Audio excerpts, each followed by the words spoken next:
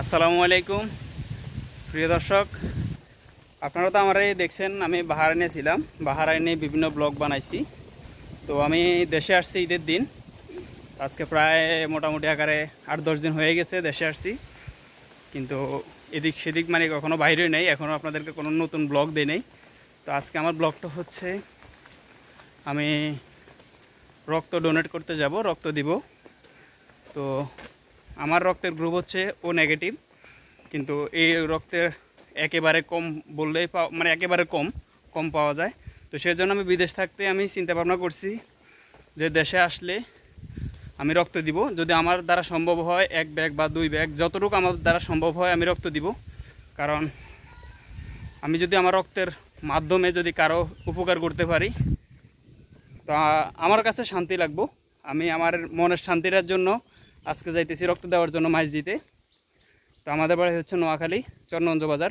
লক্ষ্মীপুর বলে, আগে নোয়াখালী ছিল, এখন লক্ষ্মীপুর হয়ে গেছে, সব কিছু আলাদা হয়েছে। এখন আজকে যাইতেছি, সবাই দোয়া করবেন। আমি কিন্তু সুইরে অনেক ভয় পাই, সুই দেখলে আমার অনেক ভয় লাগে। এর আগেও 2-3 বার মেডিকেল করছি, তারপরও অনেক ভয় পাইছি, কিন্তু ব্যথা পাওয়া যায় না, তারপরও ভয় পাই। আজকে আবার যাইতেছি আমরা 2 ভাই মিলে, আমার ছোটো ভাইও আছে আমার সাথে। আমরা যাব রক্ত দেওয়ার জন্য, আমিও যাব, আমার ছোটো ভাইও যাবে রক্ত দেওয়ার জন্য। তো এই যে এত হয়েছে আমার ছোটো ভাই, এত কেন বেশি হাসে আর এত শরম লাগে ভিডিওর মধ্যে আসতে।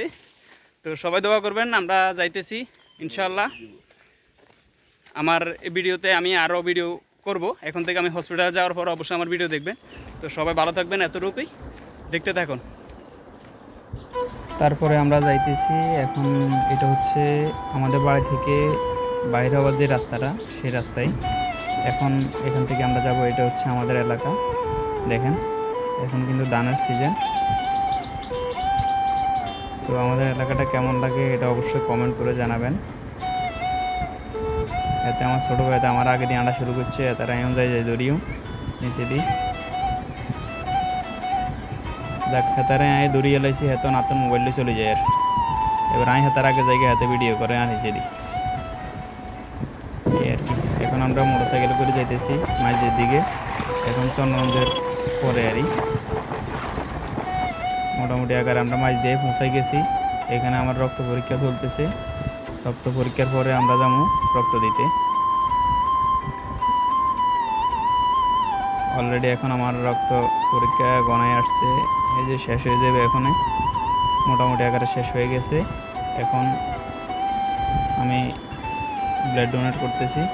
তো সবাই দেখেন, আমি কিন্তু অনেক ভয় পাইতেছি, কারণ আমি প্রথম রক্ত দিতেছি, আর কখনো দিনে আমার লাইফে এটাই প্রথম।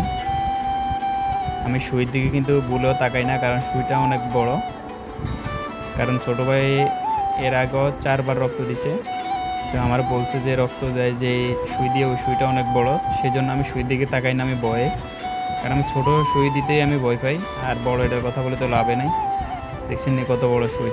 আমি এই বয়সটা এক্সট্রা দিতেছি, সেই জন্য আমি দেখতেছি এই সুইটা, কিন্তু এর আগে আমি এই সুই দেখি নাই।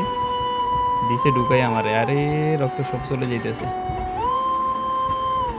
দেখছেন নি, দেখেন আমার রক্ত, এটা হচ্ছে আমার রক্ত। আরে পানির মতন লাল না, এত লালকে। তো আমি রক্তগুলো দিলাম।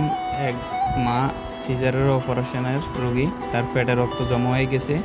তো রক্ত ওয়াশ করার পরে আবার ওনার 10 ব্যাগ রক্ত লাগতো, তা আমি 10 নম্বর ব্যাগ দিলাম, এই আর কি।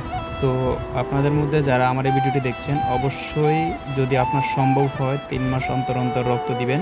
আপনার রক্তের মাধ্যমে যদি একজন মানুষের জীবন ফিরে আসে, তো অনেক কিছু।